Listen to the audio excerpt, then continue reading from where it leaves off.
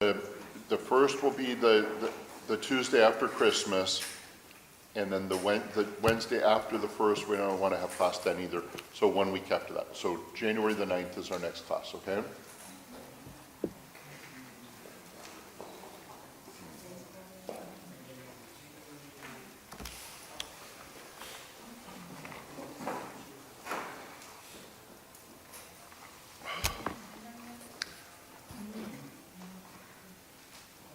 Okay.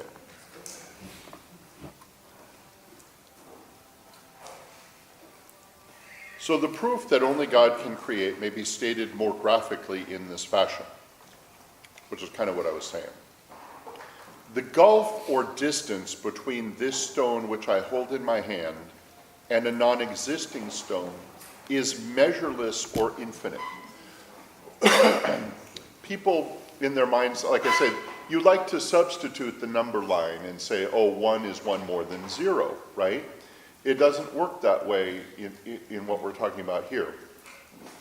A stone which exists is not just one stone's worth away from one that doesn't exist. It is infinitely more than a stone which doesn't exist. There's an infinite distance between non-existence and the stone in your hand which exists. So a potential stone and an actual stone has an infinite distance between the two of them. Okay, so the reason for this is plain. For an interval or gulf to be measurable, it must be bound by 2 definite terminals. But the distance between an existing stone and a non-existing stone is not bounded by 2 definite terminals, and therefore cannot be measured. It is measureless or infinite. To bridge the measureless or infinite gulf between nothingness and somethingness requires correspondingly measureless or infinite power, which only God has. So creating something brings it from potential to actual, which actually is an infinite act. And a finite being cannot perform an infinite act. Everything created, no matter how powerful, whether we're talking about a rock or St. Michael the Archangel himself, every created thing cannot make they're still created and finite. They cannot do an infinite act. So, it requires correspondingly measureless or infinite power, which only God has. God alone, therefore, can bring something into existence out of nothing, or, to use our term, create. With the requisite conditions for creation firmly in mind, one examines 2 passages from the Gospels. His disciples came out to him saying, "This is a desert place, and the hour is already late. Send the crowds away, so that they may go into the villages and buy themselves food." But Jesus said to them, "They do not need to go away. You yourselves give them some food." They answered him, "We have here only 5 loaves and 2 fishes." He said to them, "Bring them here to me." And when he had ordered the crowd to recline on the grass, he took the 5 loaves and 2 fishes, and looking up to heaven, blessed and broke the loaves and gave them to his disciples. And the disciples gave them to the crowds. And all ate and were satisfied. And they gathered up what was left over, 12 baskets full of fragments. Now the number of those who had eaten was 5,000 men, without counting women and children. Now the other one, in those days, when again there was a great crowd, and they had nothing to eat, he called his disciples together and said to them, "I have compassion on the crowd, for behold, they have been with me 3 days and have nothing to eat. And if I send them away to their homes fasting, they will faint on the way, for some of them have come from a distance." And his disciples answered him, "How will anyone be able to satisfy these with bread here in the desert?" And he said to them, "How many loaves have you?" And they said, 7. And he bade the crowd to recline on the ground. Then taking the 7 loaves, he gave thanks, broke them and gave them to his disciples to distribute. And they had a few little fishes, and he blessed them, and ordered them to be distributed. And all ate and were satisfied. And they took up what was left of the fragments, 7 baskets. Now those who had eaten were about 4,000. So in 2 different occasions, there is this multiplication of the loaves and the fish. Notice on each of these 2 occasions, Christ sets the stage to throw these actions into bold and unmistakable relief. The people have no bread with them when they begin to listen to Christ. He draws them into the desert where there is no bread and where food cannot be procured in time to feed large multitudes. In these circumstances, he performs works which force each and every one of the over 4,000 and 5,000 persons to attribute his relief from hunger to Christ. In the first instance, 5 loaves and 2 fishes are presented to Christ. In the second, there are 7 loaves and a few fishes. Christ multiplied them so that after the multitudes had eaten well, 12 baskets of fragments were gathered up from the scene of the first miracle, and 7 hampers from the second. On each of these occasions, Christ worked at least 1 miracle. But it is possible that he did not create all the bread to feed the multitudes at one time. He may have created new amounts of it as it was distributed. This would indicate that Christ worked a series of miracles on each of these occasions. So I would say that second one's more popular and kind of the way I picture it too. And that Christ didn't multiply the loaves and fishes so that suddenly there was a pile of them. But as the disciples distributed them, the basket or whatever they were distributing them out of never went empty. Just they would reach in and grab another one, and reach in and grab another one, and reach in and grab another one, and there'd still be more in there. And so I kind of imagine that it was like that second case there. Now, commentators are not decided as to whether or not the miracles of the multiplication of the loaves and fishes were miracles of creation or of immediate substantial change. In either case, their probative force is the same, for in both cases, they could have been worked only by the power of God. Now, what is this immediate substantial change? Well, simply speaking, it's taking something and changing it what it is to something else. That's what immediate substantial change is. It probably wasn't that. But we're going to talk about that now. There is another kind of act which requires the power that only God possesses. It is called immediate substantial change.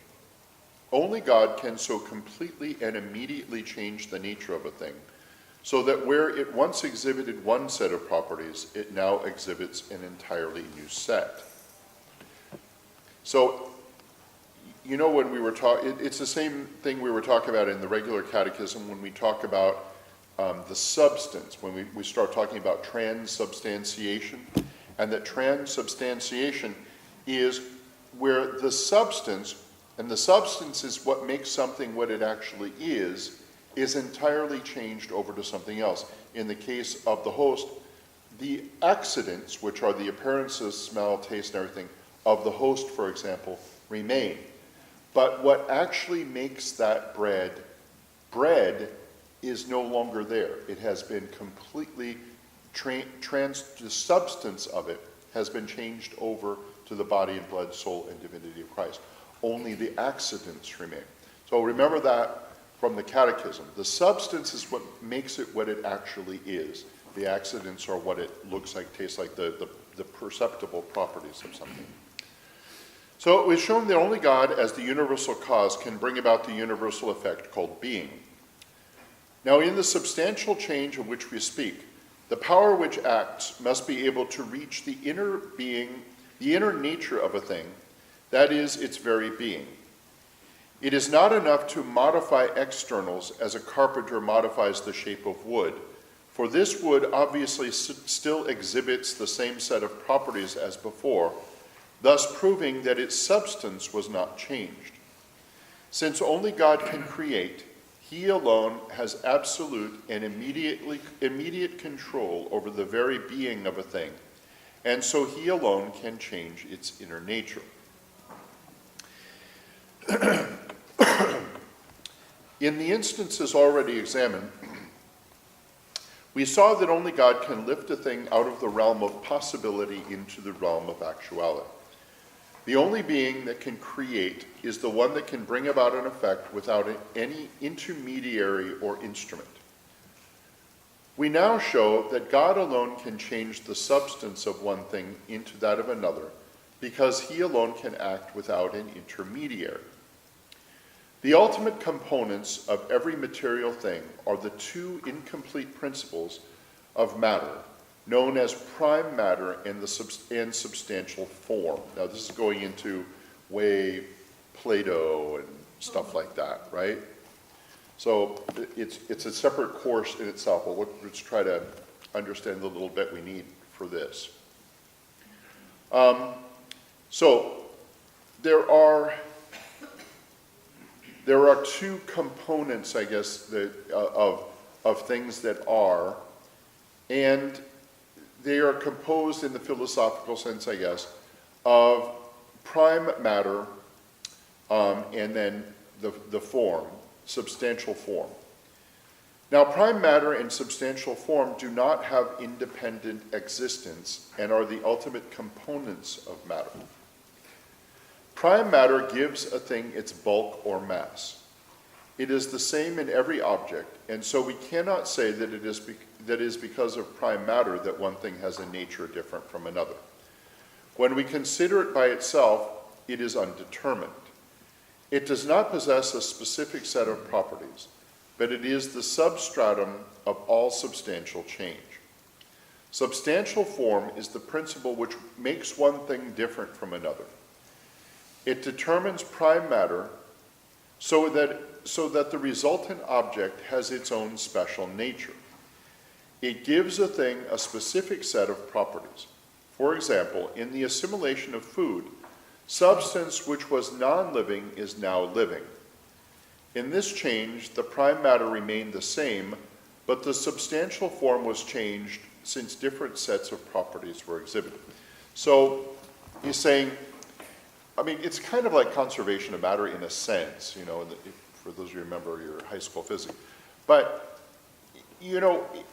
but what happens is there is a changing it from one thing to the other, but it's still the same prime matter. The effect on it has a different name, as we'll go on into a minute. But, for example, so you make yourself a bowl of oatmeal. Now, oatmeal is not living, hopefully.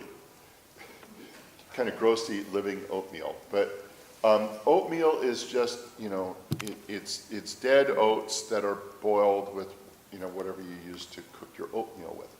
But they get absorbed by, so that has a certain amount of matter in it. In eating the oatmeal then, it goes to, through your stomach, and your stomach breaks it down into stuff your body can use, and the components of that matter are changed into a living thing, which is yourself. So that's kind of what he's talking about there. It's a non-living thing.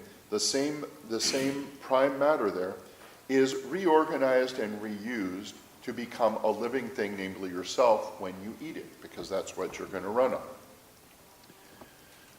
So, where substantial form determines prime matter, the result is a single complete material object. It is a unity, but unity implies that two principles are joined immediately, that is, without the mediation of a third principle which holds them together. If matter and form were joined immediately, the result would not be a unity, but several unities bound together. Since prime matter and substantial form are joined immediately, It is only the being that can act immediately that can change the substantial form of an object without the use of intermediaries. Agents with limited power, such as angels, men, or devils, cannot create because they cannot act immediately, and so cannot effect an immediate change of substantial form. They cannot change substances with the use of instruments. Inorganic matter, plants, animals, and man, are essentially different things. They have different sets of properties which indicate the presence of different substantial forms.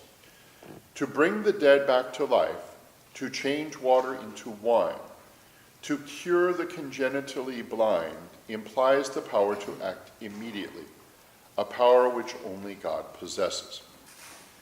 Everything must act according to its nature. A stone must act like a stone, an animal like an animal, and so forth. All creatures have fixed and limited natures, and so cannot work a miracle, which by very definition exceeds the manner of acting of all created nature, and possible only for the unlimited power of God. It is clear then that the objections which hold that miracles could have been worked by yet undiscovered powers in nature are groundless. There are several episodes in the Gospels which must be evaluated in the light of the philosophical explanation just concluded. Martha, the sister of him who was dead, said to him, "Lord, by this time he is already decayed, for he is dead 4 days." And Jesus, raising his eyes, said, "Father, I give thee thanks." When he had said this, he cried out with a loud voice, "Lazarus, come forth." And at once he who had been dead came forth, bound feet and hands with bandages, and his face tied up with a cloth. Jesus said to them, "Unbind him and let him go." And it came to pass afterwards, this is the next one. And it came to pass afterwards that he went to a town called Nain. Oh, it's supposed to be Nain, isn't it? It says Nairn. Does yours say Nairn? Yeah. Okay, well, it's not Nairn, it's Nain. Nairn is in Scotland, Nain is in the Holy Land. And as he drew the gate of the town, as he drew near the gate of the town, behold, a dead man was carried out. And he went up and touched the stretcher, and he said, "Young man, I say to thee, arise." And he who was dead sat up and began to speak. Okay, so the other two have to do with resurrection as well. So down towards the bottom there, in each of these selected instances, there is a substantial change. A dead body exhibits an essentially different set of properties from a living body, and water is essentially different from wine. This indicates that the substantial forms are different. So remember before I was talking about we can affect a mediated change in some things, like the change of the oatmeal into the change of our living body. It's not immediate, it's a mediated change through a natural process. So that's not what we're talking about. It's not immediate, it's mediate. Water, for example, you plant a grapevine and you water it, and eventually it grows grapes, which are mostly the water that you watered it with, and then you squash the grapes and ferment them and you make wine. So that is converting, in a way, the water into wine, but by a mediated process. It doesn't just go from being water into being wine. Yes, it's the same water and other stuff with it too that you put on the grapevine to begin with, but it went through a process, which is called mediation. Something that is immediate has no mediation. It goes from one to the other, and only God can do that kind of a change.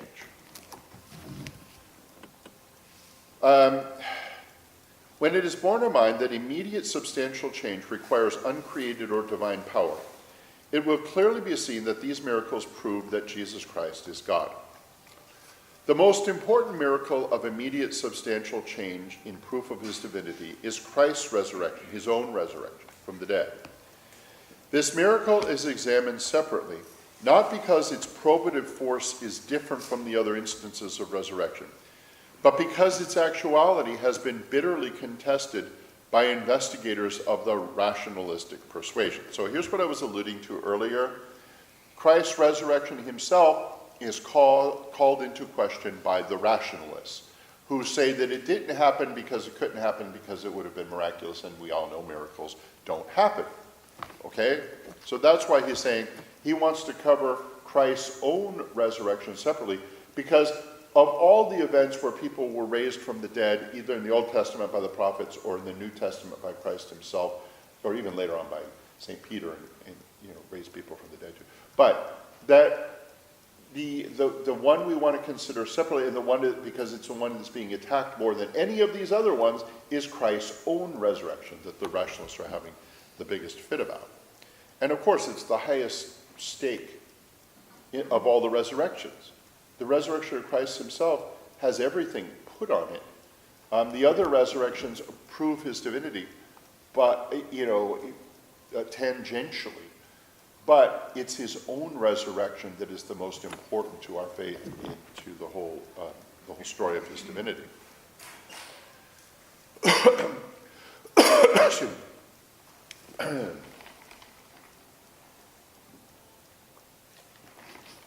Okay. The objections of these these authors revolve around the theme that Christ was not really dead, but he was buried. Oh, he just had a really bad case of crucifixion and a spear stuck into his heart. Really? I mean, and you'll see from the gospel accounts, which we know are trustworthy accounts, that wasn't the case. He was actually really and truly dead. Yeah, he wasn't really. See, they try. These are the lengths they go to explain away miracles. Oh, well, we can explain that. He wasn't really dead. And so he laid around in the tomb for a few days and got better. He recovered from his crucifixion and being stuck with a spear through the heart. And then he was recovered enough that when they opened the stone, he was able to walk out and say, I'm feeling much better now than I was on Good Friday. These people believe themselves. This kills me. So they object to the theme that Christ is not really dead when he was buried, that in the tomb he recovered his powers and health, and that 3 days later he presented himself to the world as one who had come back from the dead. But do the Gospels support this theory? These are some of the passages from the Gospel which throw light on the question of the actuality of Christ's death. But when they came to Jesus and saw that he was already dead, they did not break his legs. But one of the soldiers opened his side with a lance, and immediately there came out blood and water. So opened his side, they stuck a spear into his heart.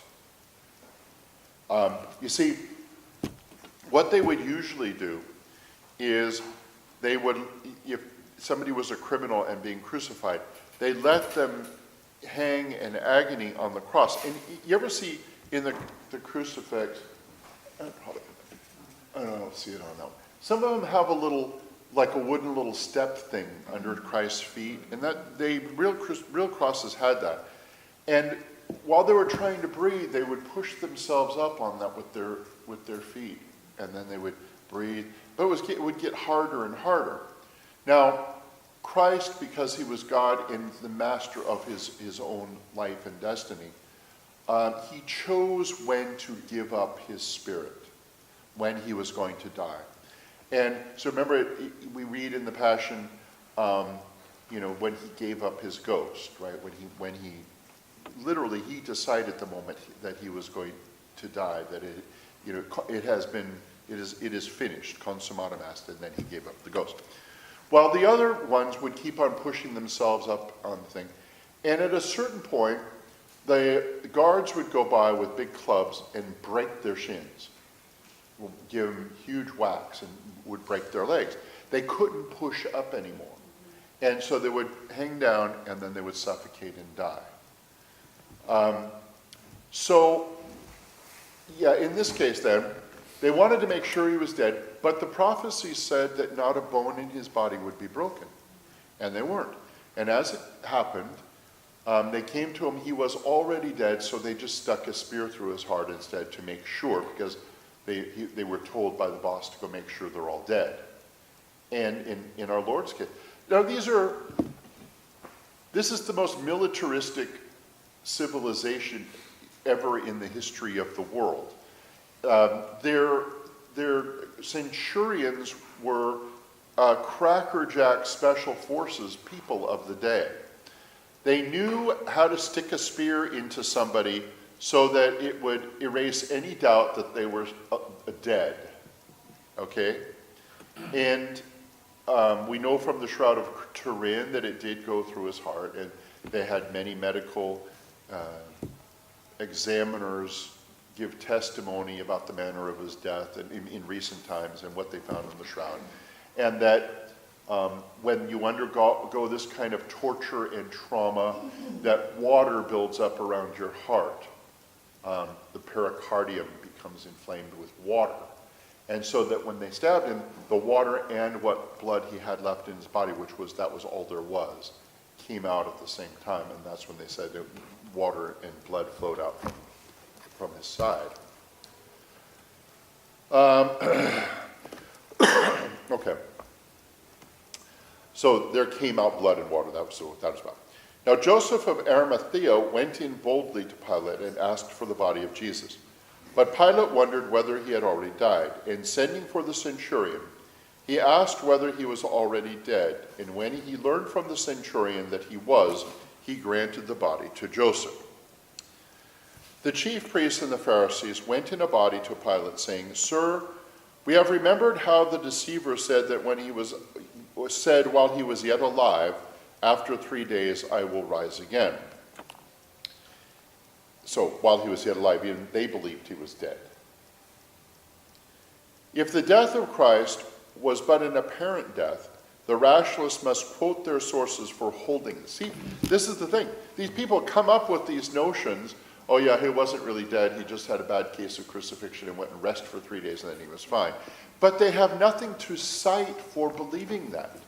They just sit there and think of the most outlandish thing they can come up with in natural terms, and then they build all their books around that and all their belief and everything they teach, all their teaching. So let them not appeal to the Gospels for support for their theory, for the Gospels do not leave even a vestige of a doubt that Christ really died. The task of bringing out the force of this miracle is completed by showing that Christ really arose from the dead. These are the passages pertinent to this question. Now when he had risen from the dead early on the first day of the week, he appeared first to Mary Magdalene, out of whom he had driven 7 devils. She went and took word to those who had been with him.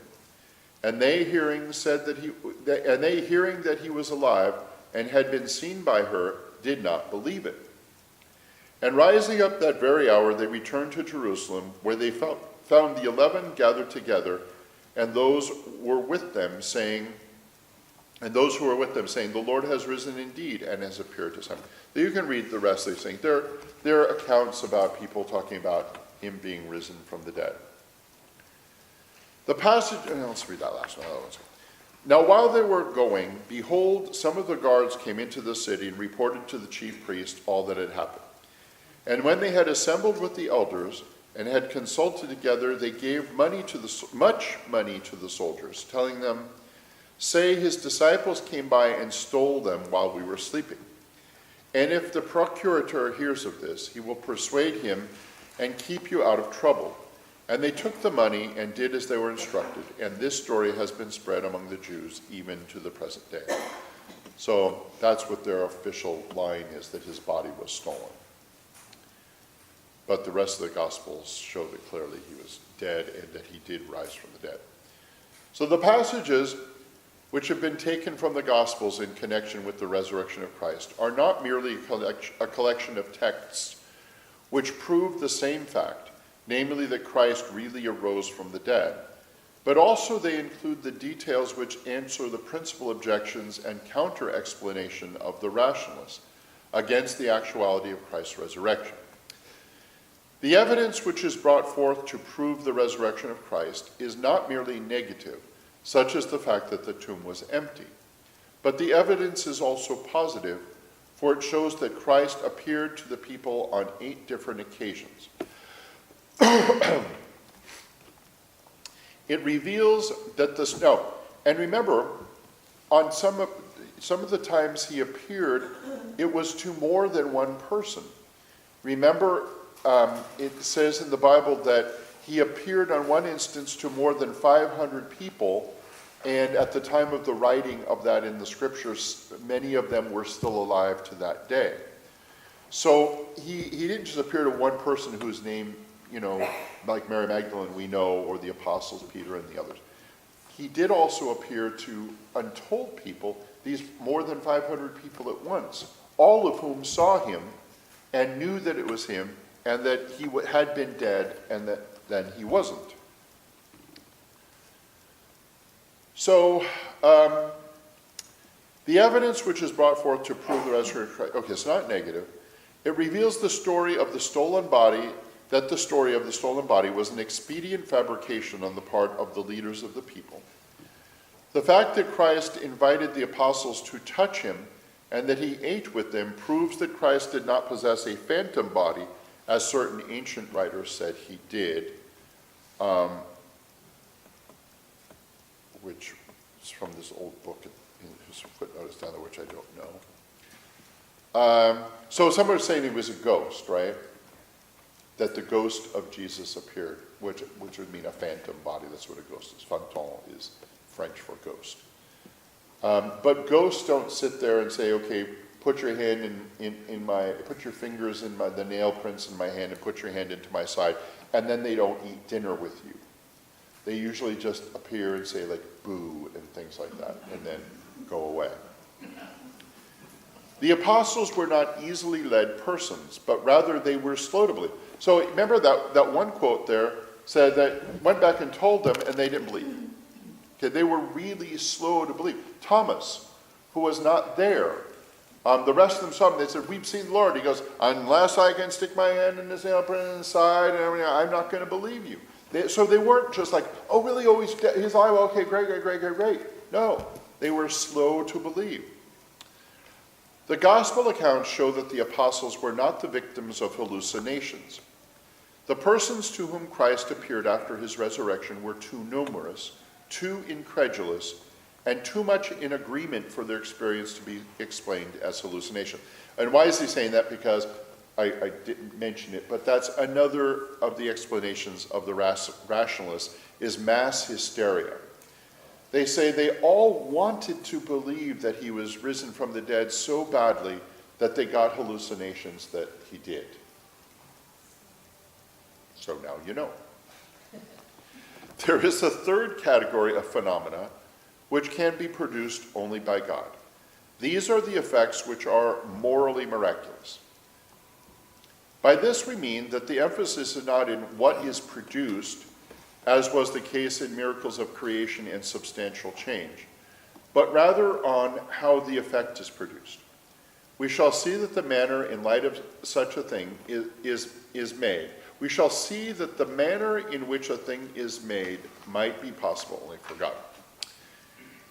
In the world about us, there are many instances of chemical reactions whereby one substance is transformed into another. Lifeless food or even inorganic matter becomes living flesh when we eat it. Water becomes wine through the process of growing the grapes and then fermenting it. But notice that in each of these instances, the transformation took place according to fixed and definite laws implanted in these materials. The change came about gradually. There was a period in which the raw material was prepared to be converted into the new substance. Experience tells us that as far as nature is concerned, the operation of those laws which accompany the change might be speeded up, but it can never be dispensed with.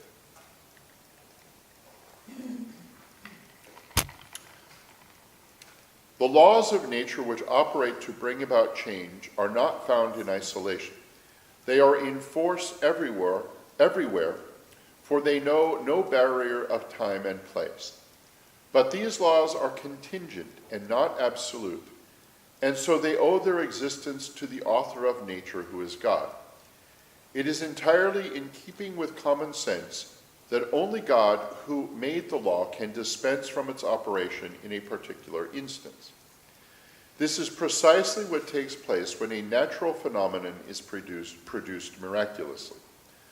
God alone can bring about an effect without the operation of the laws that ordinarily bring it about.